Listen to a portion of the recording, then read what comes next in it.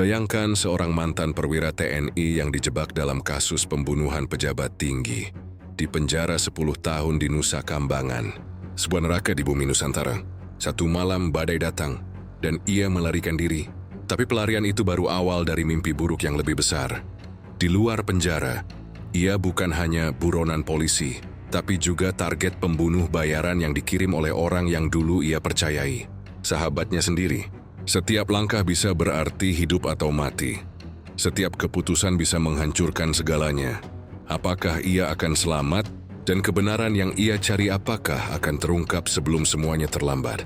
Simak cerita ini sampai selesai, karena di balik setiap pelarian, ada kejutan yang akan membuatmu terhenyak. Hujan turun sejak subuh, menimpa atap seng yang berkarat di blok sel isolasi. Suaranya seperti denting rantai besi yang tak pernah berhenti. Setiap tetes air membawa aroma asin laut yang menembus dinding lembab, bercampur dengan bau karat dan keringat manusia yang terlalu lama di penjara. Inilah Nusa Kambangan, tempat di mana matahari jarang terasa hangat, dan malam selalu lebih panjang dari yang seharusnya.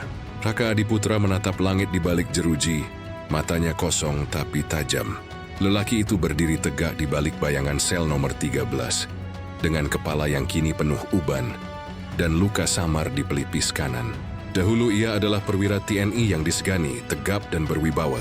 Kini, ia hanya seorang narapidana dengan nomor punggung dan masa hukuman seumur hidup. Dunia telah merenggut segalanya. Nama baik, karier, dan keluarga. Ia dituduh membunuh pejabat tinggi Kementerian Pertahanan, seseorang yang dulu dekat dengannya. Bukti disusun rapi, saksi bersuara lantang, dan media menghukumnya sebelum pengadilan sempat mendengar kebenaran. Jami sempat berteriak bahwa dirinya dijebak. Tapi siapa peduli pada suara seorang tentara yang dituduh pengkhianat negara? 10 tahun telah berlalu sejak hari itu. Raka tidak lagi menghitung waktu dengan kalender. Di tempat seperti ini, hari hanya berarti apakah kau masih bernapas atau tidak. Setiap pagi, ia bangun lebih awal dari napi lain, menyapu lantai blok, membersihkan ember air, lalu duduk diam di sudut sel. Ia jarang bicara, tidak tertarik berkelahi, tidak ikut perjudian, tidak punya teman dekat, tapi dari balik diamnya ia mengamati segala kebiasaan sipir, pola patroli malam, posisi kamera pengawas, bahkan cara ombak memukul dinding dermaga di sisi barat pulau. Semua tersimpan di kepalanya, disusun seperti puzzle yang menunggu waktu untuk selesai. "Raka, kau tak pernah berubah," suara parau seorang sipir terdengar dari luar sel. Raka menoleh pelan. Bocah itu dikenalnya, Widi Santoso. Sipir muda yang kini mulai menua, dengan kantong mata dalam dan bekas luka panjang di pipi kirinya. Luka yang dulu ia dapatkan dalam sebuah operasi militer, di mana Raka lah yang menyelamatkannya dari tembakan musuh. "Sudah berapa lama kau di sini?" tanya Widi sambil meletakkan secangkir air panas lewat celah jeruji. "Cukup lama untuk tahu semua rutinitas di penjara ini," jawab Raka datar. Widi tertawa kecil. "Kau masih seperti dulu. Dinginnya bukan main. Tapi aku tahu kau tak seburuk yang mereka bilang." Raka menatapnya sejenak lalu menunduk. "Kau satu-satunya orang di tempat ini yang tahu aku tak bersalah, Widi. Tapi kebenaran tak punya suara kalau yang berkuasa menutup telinga." Keheningan menggantung. Hanya suara rantai yang beradu di luar, diiringi pekikan seorang napi yang baru saja dipukuli karena mencoba menyelundupkan barang terlarang. Hidup di Nusa Kambangan adalah permainan bertahan hidup. Yang lemah sedinjak, yang kuat memerintah, dan yang diam itu seperti Raka dianggap berbahaya karena terlalu tenang. Hari-hari berjalan seperti biasa. Di lapangan apel, Raka sering berdiri paling belakang, menatap garis horizon di mana laut dan langit bertemu. Ia tidak menatap kebebasan, tapi masa lalu. Setiap ombak yang datang mengingatkannya pada sumpahnya sendiri. "Aku akan keluar dari tempat ini. Aku akan membersihkan namaku." Di antara napi, ada yang menghormatinya, ada pula yang ingin mengujinya. Suatu siang saat jam makan siang, seorang napi bernama Gendon, preman dari Surabaya yang menguasai blok sel 2, menabraknya dengan sengaja. Piring logam jatuh, makanan berhamburan. "Hei mantan tentara, kau pikir masih bisa perintah orang di sini?" bentaknya. Raka menatapnya tanpa emosi. "Aku hanya mau lewat." Namun Gendon mendorongnya lagi. Kali ini tangan Raka bergerak cepat. Satu pukulan ke dada, satu ke rahang. Tubuh Gendon roboh di lantai dalam 2 detik. Semua napi yang melihat terdiam. Tak ada yang berani menertawakan. Sejak hari itu, tak ada lagi yang berani mengusiknya. Tapi kejadian itu membuat namanya kembali masuk dalam catatan disiplin. Widi dipanggil atasannya karena dianggap terlalu dekat dengan Raka. "Aku akan baik-baik saja," kata Raka padanya malam itu dari balik jeruji. Widi hanya mengangguk, tapi matanya penuh kekhawatiran. "Jangan lakukan hal bodoh, Rak. Kau tahu konsekuensinya." Kadang yang mereka anggap bodoh justru satu-satunya jalan keluar. Malamnya Raka duduk di lantai dingin. Di tangannya, sebatang potongan sendok logam yang diasah menjadi runcing. Dia menggoreskan sesuatu di bagian bawah ranjang besi. Garis-garis kecil membentuk pola. Peta kecil. Setiap garis memiliki arti. Arah blok penjaga, posisi menara pengawas, hingga jarak menuju dermaga yang jarang dijaga. Gelia sudah memikirkannya selama 10 tahun. Penghitung tiap langkah, tiap shift penjaga, bahkan tiap badai besar yang datang setiap musim tertentu. Ia metis, jika ada badai berikutnya maka itulah waktunya. Namun di balik segala perhitungan dingin itu, Raka menyimpan sesuatu yang lebih berat. Rasa bersalah yang tak pernah padam. Bukan karena ia membunuh seseorang, tapi karena malam ketika ia ditangkap, ia sempat melarikan diri dan meninggalkan anak istrinya tanpa sempat menjelaskan. Ia tak tahu apakah mereka masih hidup atau sudah melupakannya. Setiap malam ia berdoa lirih, bukan untuk kebebasan, tapi untuk diberi kesempatan sekali lagi melihat wajah anaknya. Widi datang lagi malam itu, diam-diam membawa selembar kertas bekas dan pensil kecil dari ruang administrasi. "Hanya ini yang bisa aku selundupkan," katanya pelan. Raka tersenyum tipis. "Terima kasih, Wid. Kau sudah lebih dari seorang sipir bagiku." Widi menatapnya lama. "Aku masih ingat waktu kau menarikku dari reruntuhan bangunan di Timor. Kalau bukan kau, mungkin aku sudah mati. Anggap saja ini cara aku membayar utang nyawa." Raka mengangguk lalu menerima pensil itu. Setelah Widi pergi, ia menggambar sesuatu di kertas. Bukan wajah seseorang, bukan juga peta. Ia menggambar laut dengan kapal kecil di tengah badai. Simbol harapan yang selama ini ia sembunyikan. Ketika semua napi lain sudah terlelap, Raka membuka matras tipis di bawah tempat tidurnya. Ia melanjutkan goresan di sana, menambahkan tanda baru di peta kecil yang hampir selesai. Tiap garis yang ia buat adalah janji pada dirinya sendiri bahwa penderitaan ini akan berakhir, bahwa suatu hari kebenaran akan kembali ke permukaannya. Seperti bangkai yang tak pernah bisa ditenggelamkan. Di luar petir menyambar laut selatan, cahaya putih menembus celah jeruji, memantulkan wajah Raka yang dingin tapi hidup. Dia menatap langit dan berbisik pelan, 10 tahun sudah cukup, saatnya mulai bergerak. Dan di bawah ranjang besi penjara Nusa Kambangan, peta kecil itu kini lengkap. Langkah pertama dari rencana pelarian yang akan mengguncang seluruh negeri. Suara las dari bengkel penjara selalu menjadi irama siang hari di Nusa Kambangan. Dentingan besi beradu, percikan api menari di udara, dan bau logam terbakar bercampur dengan aroma garam laut. Di tempat inilah, Raka mulai menggerakkan roda rencananya yang selama 10 tahun hanya hidup di kepala. Ia tahu pelarian tidak bisa dilakukan sendirian. Penjara ini bukan tempat bagi orang nekat yang ingin mencoba peruntungan. Setiap langkah, setiap napas, setiap pergerakan harus diperhitungkan dengan sempurna. Dan untuk itu, ia butuh orang yang bisa ia percaya. Atau setidaknya orang yang cukup terdesak untuk mau berkhianat pada sistem. Beno adalah orang pertama. Lelaki Tambun asal Semarang itu dulunya montir bengkel kapal. Tangannya kasar, berlumur bekas oli, tapi matanya tajam seperti orang yang tahu cara membuat benda mati jadi berguna. Ia dijebloskan ke penjara karena terlibat kasus pembunuhan bosnya sendiri. Meski rumor di antara napi mengatakan bahwa bosnya mati karena kecelakaan kerja. "Kalau kau bisa bikin alat buka gembok tanpa suara, aku akan pastikan kau keluar dari sini hidup-hidup," kata Raka pelan di sela waktu kerja bengkel. Beno melirik curiga, lalu menyeringai. "Kau pikir aku belum pernah dengar omongan begitu? Semua yang janji bantu keluar, berakhir di sel isolasi." "Bedanya aku bukan pemimpi, Ben," jawab Raka tenang. "Aku perencana. Butuh beberapa hari sampai Beno akhirnya setuju." Lalu datanglah orang kedua, Togar. Mantan pelaut dari Bitung. Badannya penuh tato, kulitnya legam, dan tatapannya seperti laut yang tenang tapi menyimpan badai. Ia pernah berlayar melewati Samudra Hindia, mengenal arah angin dan arus selatan yang ganas. Kau butuh seseorang yang tahu laut, katanya tanpa diminta.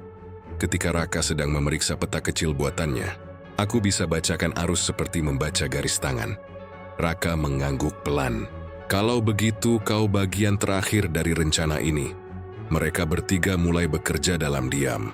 Raka menjadi otak, Beno tangan yang membuat alat dan Togar mata yang membaca jalan keluar. Widi, sang sipir, menjadi penghubung mereka dengan dunia luar. Ia menyelundupkan potongan logam kecil, obeng rusak, dan selembar peta laut yang ia ambil dari ruang arsip. Semua disamarkan dalam kardus peralatan bengkel atau tumpukan laporan kerja. Kalau ketahuan aku habis, bisik Widi suatu malam. Kita semua akan habis, jawab Raka singkat. Kalau satu saja dari kita mulai bicara terlalu banyak. Namun ketegangan mulai terasa. Beno kadang terlalu banyak bicara. To be serious Mahamir bahwa ia bekerja untuk proyek besar. Raka memperingatkannya berkali-kali. Diam adalah pelindungmu, Ben. Sekali kau buka mulut, penjara ini akan menelammu hidup-hidup. Beno mengangguk, tapi kebiasaannya susah diubah. Dia suka menakuti napi lain dengan kalimat samar seperti, "Tunggu saja, sebentar lagi ada kejutan di Nusa Kambangan." Raka tahu ucapan seperti itu berbahaya. Iwi pernah menjadi tentara. Ia tahu setiap sistem pengamanan punya mata, dan setiap mata punya telinga yang menjual informasi demi rokok atau uang. Malam-malam Raka jarang bisa tidur. Ia duduk di sudut sel, menatap langit di luar jeruji, dan bayangan masa lalunya datang lagi.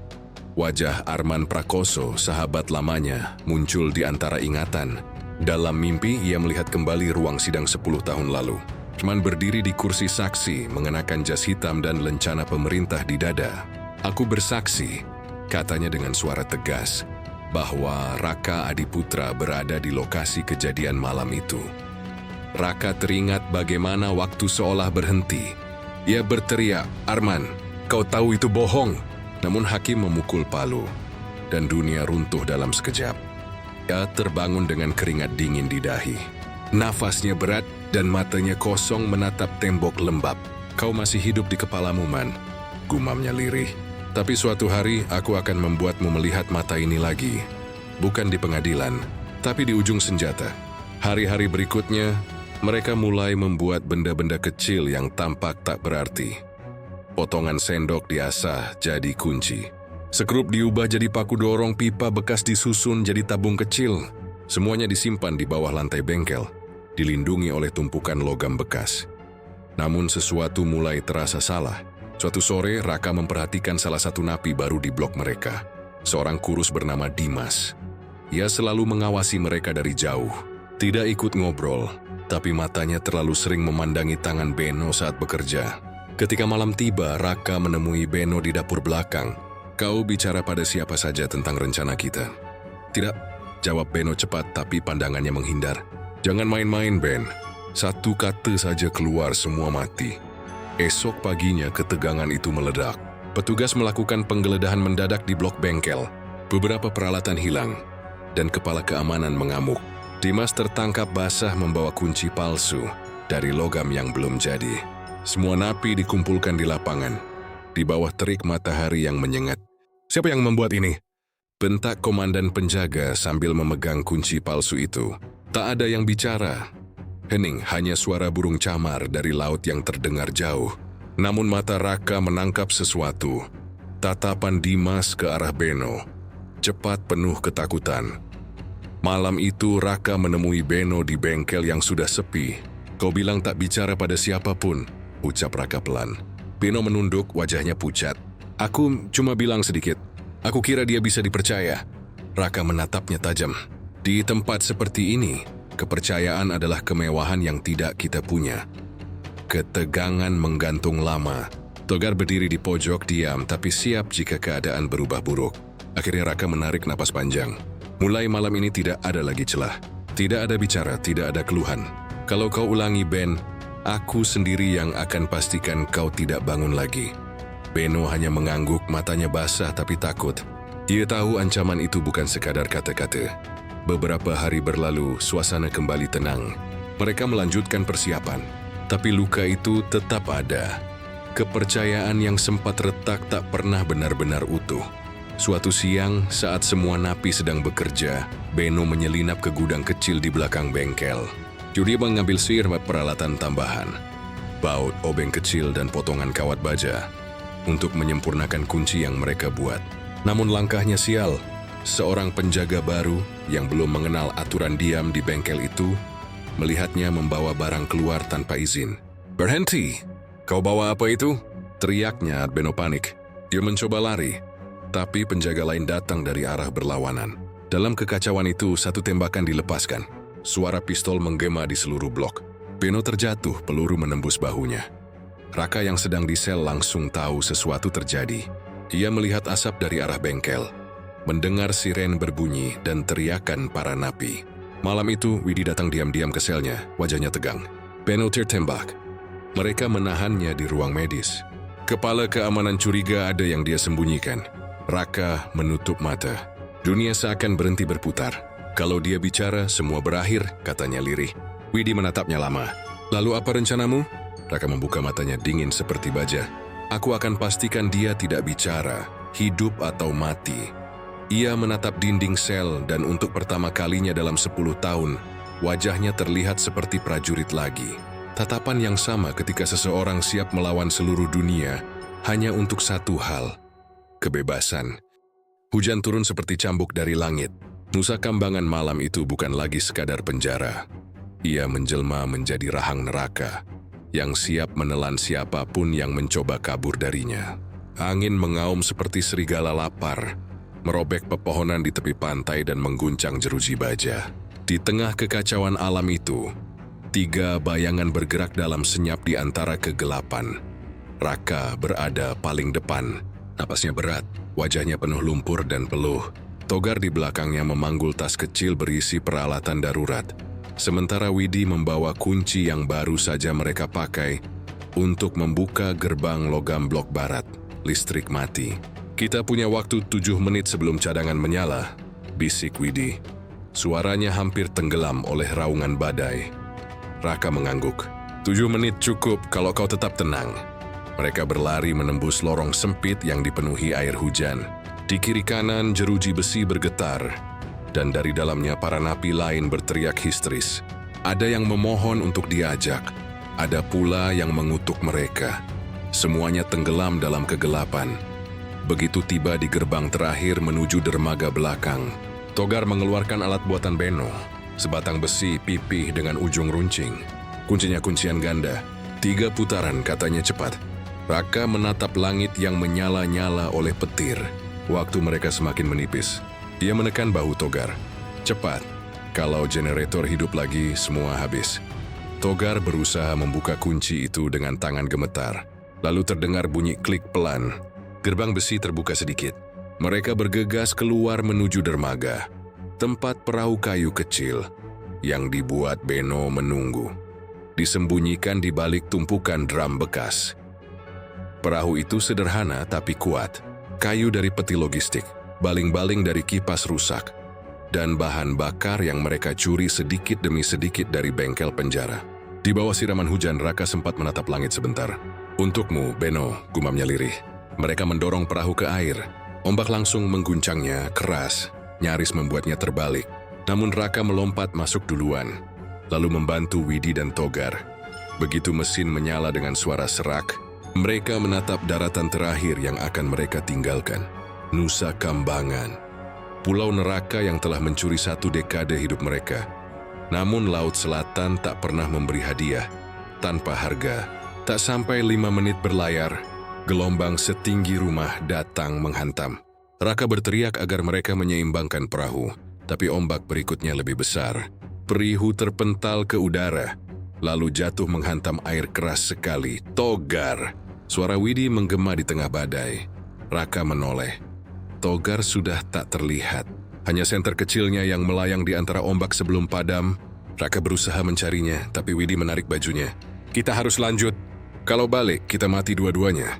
Raka menggertakkan gigi, menatap ke laut yang menelan sahabatnya. Air mata bercampur air hujan di wajahnya. "Maaf, Tog." Gelombang berikutnya datang. Kali ini lebih ganas. Perahu mereka terbalik. Raka hanya sempat melihat wajah Widi sesaat sebelum dunia menjadi hitam pekat dan suara badai tenggelam oleh desiran laut. Ia terbangun dalam keheningan. Suara ombak masih ada tapi lembut. Tubuhnya nyaris beku, pakaian robek dan darah mengering di pelipisnya. Ia berusaha bangkit tapi seluruh tubuhnya menolak. Pantai di depannya sunyi, hanya pasir basah dan burung-burung camar yang berputar rendah. Entah berapa lama ia terdampar, ia menatap lengannya. Tato kecil lambang pasukan khusus masih ada di sana. Samar tapi jelas. Garuda Cakti, ia masih hidup. Tapi entah di mana. Tiba-tiba langkah kaki terdengar. Raka menatap kabur ke arah suara itu. Seorang pria berjalan mendekat, menenteng pistol di tangan kanan. Raka berusaha meraih batu di sebelahnya, tapi tangannya gemetar. Bayangan itu berhenti di depannya.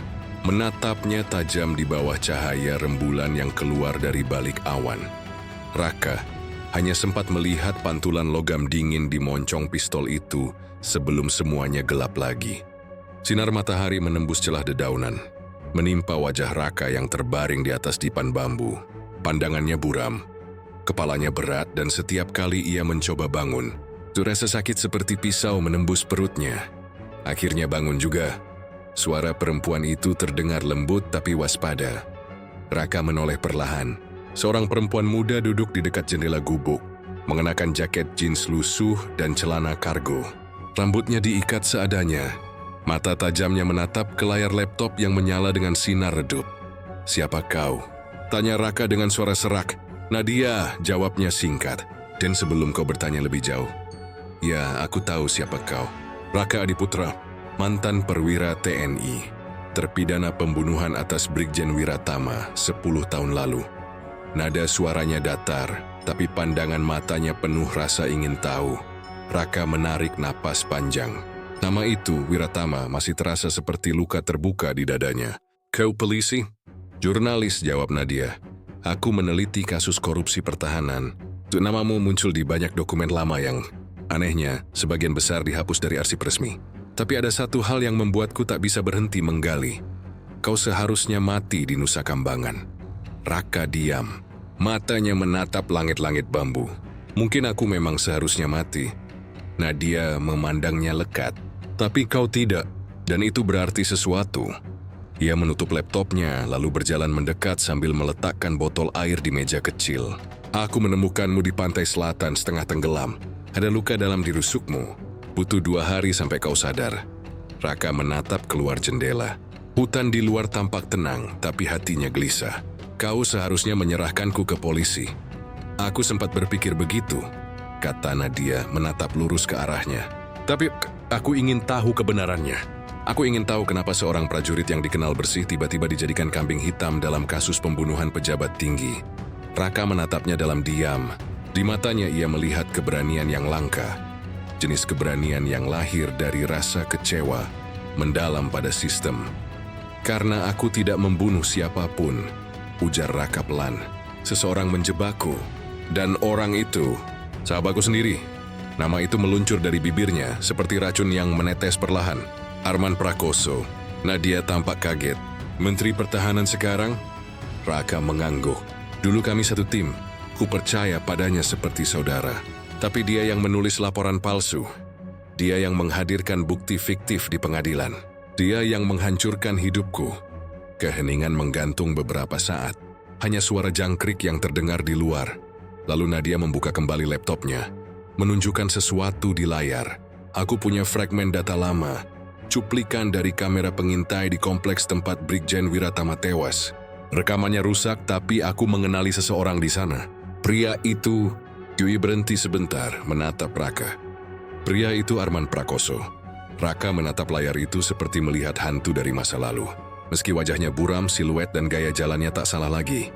Arman, orang yang bersumpah untuk melindungi negara dan justru mengkhianatinya. Namun sebelum mereka sempat memutar ulang rekaman itu, suara gemerisik dari luar terdengar. Anjing menggonggong. Lalu disusul suara kendaraan berhenti di kejauhan. Nadia langsung mematikan laptop dan meraih tas kecil berisi dokumen. "Mereka menemukanku. Kau sudah diawasi sejak menulis artikel soal proyek senjata baru itu." Raka berdiri, meski tubuhnya masih lemah. "Siapa mereka?" "Bukan polisi. Orang-orang bersenjata yang tak punya identitas. Mereka datang untuk menghapus jejak. Raka meraih besi panjang di dekat pintu, mungkin bekas tuas baja. Kalau begitu, kita keluar lewat belakang. Langkah-langkah berat terdengar semakin dekat. Suara seseorang berteriak di luar. Perempuan itu dan laki-laki itu. Tangkap hidup-hidup. Raka dan Nadia berlari keluar lewat jendela belakang. Menyelinap di antara pepohonan lebat. Peluru pertama menembus udara. Disusul ledakan kecil di gubuk yang baru saja mereka tinggalkan. Hutan berubah menjadi medan perang. Aka memandu Nadia turun ke arah sungai kecil. Ia menutup mulutnya dengan tangan, memberi isyarat diam saat lampu senter lewat di atas kepala mereka. Kalau mereka menemukan video itu, bisik Nadia, semua bukti hilang. Raka menatapnya, napasnya berat. Maka kita tak boleh tertangkap. Saat mereka menyusuri sungai dengan tubuh dingin menggigil, jauh di kejauhan suara helikopter mulai terdengar. Dunia di luar penjara ternyata tak kalah berbahaya. Karena kini neraka telah berpindah ke daratan. Sinar matahari menembus celah dedaunan, menimpa wajah Raka yang terbaring di atas dipan bambu. Pandangannya buram, kepalanya berat, dan setiap kali ia mencoba bangun, rasa sakit seperti pisau menembus perutnya. Akhirnya bangun juga. Suara perempuan itu terdengar lembut tapi waspada. Raka menoleh perlahan. Seorang perempuan muda duduk di dekat jendela gubuk, mengenakan jaket jeans lusuh dan celana kargo. Rambutnya diikat seadanya. Mata tajamnya menatap ke layar laptop yang menyala dengan sinar redup. "Siapa kau?" tanya Raka dengan suara serak. "Nadia," jawabnya singkat. "Dan sebelum kau bertanya lebih jauh, ya aku tahu siapa kau. Raka Adiputra, mantan perwira TNI. Terpidana pembunuhan atas Brigjen Wiratama 10 tahun lalu." Nada suaranya datar, tapi pandangan matanya penuh rasa ingin tahu. Raka menarik napas panjang. Nama itu, Wiratama, masih terasa seperti luka terbuka di dadanya. "Kau polisi?" "Jurnalis," jawab Nadia. "Aku meneliti kasus korupsi pertahanan. Namamu muncul di banyak dokumen lama yang anehnya sebagian besar dihapus dari arsip resmi. Tapi ada satu hal yang membuatku tak bisa berhenti menggali. Kau seharusnya mati di Nusa Kambangan." Raka diam. Matanya menatap langit-langit bambu. "Mungkin aku memang seharusnya mati."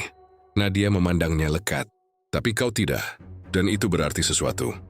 Ia menutup laptopnya lalu berjalan mendekat sambil meletakkan botol air di meja kecil. "Aku menemukanmu di pantai selatan, setengah tenggelam. Dilepas di dalam dirusukmu. Butuh 2 hari sampai kau sadar." Raka menatap keluar jendela. Hutan di luar tampak tenang tapi hatinya gelisah. "Kau seharusnya menyerahkanku ke polisi." "Aku sempat berpikir begitu," kata Nadia menatap lurus ke arahnya. "Tapi aku ingin tahu kebenarannya. Aku ingin tahu kenapa seorang prajurit yang dikenal bersih tiba-tiba dijadikan kambing hitam dalam kasus pembunuhan pejabat tinggi." Raka menatapnya dalam diam. Di matanya ia melihat keberanian yang langka. Jenis keberanian yang lahir dari rasa kecewa mendalam pada sistem. "Karena aku tidak membunuh siapapun," ujar Raka pelan. "Seseorang menjebakku. Dan orang itu, sahabatku sendiri." Nama itu meluncur dari bibirnya seperti racun yang menetes perlahan. "Arman Prakoso." Nadia tampak kaget. "Menteri Pertahanan sekarang?" Raka mengangguk. "Dulu kami satu tim. Aku percaya padanya seperti saudara. Tapi dia yang menulis laporan palsu. Dia yang menghadirkan bukti fiktif di pengadilan. Dia yang menghancurkan hidupku." Keheningan menggantung beberapa saat. Hanya suara jangkrik yang terdengar di luar. Lalu Nadia membuka kembali laptopnya, menunjukkan sesuatu di layar. "Aku punya fragmen data lama. Cuplikan dari kamera pengintai di kompleks tempat Brigjen Wiratama tewas. Rekamannya rusak, tapi aku mengenali seseorang di sana. Pria itu..." Berhenti sebentar menatap Raka. "Pria itu Arman Prakoso." Raka menatap layar itu seperti melihat hantu dari masa lalu. Meski wajahnya buram, siluet dan gaya jalannya tak salah lagi. Arman, orang yang bersumpah untuk melindungi negara dan justru mengkhianatinya. Namun sebelum mereka sempat memutar ulang rekaman itu, suara gemerisik dari luar terdengar. Anjing menggonggong, lalu disusul suara kendaraan berhenti di kejauhan. Nadia langsung mematikan laptop dan meraih tas kecil berisi dokumen. "Mereka menemukanku. Aku sudah diawasi sejak menulis artikel soal proyek senjata baru itu." Raka berdiri. Meski tubuhnya masih lemah, siapa mereka? Bukan polisi. Orang-orang bersenjata yang tak punya identitas. Mereka datang untuk menghapus jejak. Raka meraih besi panjang di dekat pintu. Mungkin bekas tuas baja. Kalau begitu, kita keluar lewat belakang.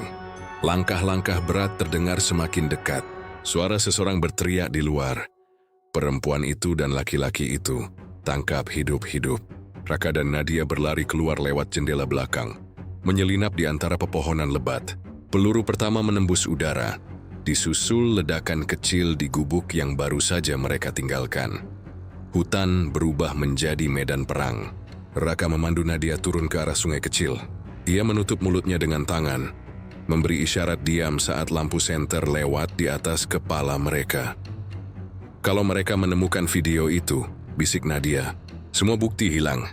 Raka menatapnya, napasnya berat. Maka kita tak boleh tertangkap. Saat mereka menyusuri sungai dengan tubuh dingin menggigil, jauh di kejauhan suara helikopter mulai terdengar. Dunia di luar penjara ternyata tak kalah berbahaya. Karena kini neraka telah berpindah ke daratan. Langit pagi di pesisir selatan tampak berbeda kali ini. Tidak ada badai, tidak ada kilat yang membelah awan. Hanya biru yang perlahan merekah di atas laut. Ombak bergulung lembut ke tepian, seolah ingin menenangkan luka yang tak lagi berdarah, tapi masih terasa dalam. Raka berdiri di tepi pantai, mengenakan kemeja putih lusuh dan celana hitam sederhana. Angin laut menerpa rambutnya yang kini mulai beruban, membawa aroma asin yang dulu jadi tanda pelariannya, tapi sekarang jadi pengingat perjalanan panjang menuju kebenaran. Di belakangnya suara kamera, berita berderak. Puluhan wartawan berkerumun di halaman kantor media nasional yang menjadi saksi keputusannya pagi itu. Pak Raka Adiputra, salah satu reporter mendekat. Suaranya bergetar antara kagum dan tak percaya. Anda baru saja menyerahkan diri dan membawa bukti asli rekaman pembunuhan Brigjen Wiratama. Baru yang pasti Anda memutuskan melakukannya sekarang. Raka menatap lensa kamera. Tatapannya tenang, tapi di baliknya ada badai yang telah reda. 10 tahun aku hidup di neraka karena kebohongan, katanya pelan.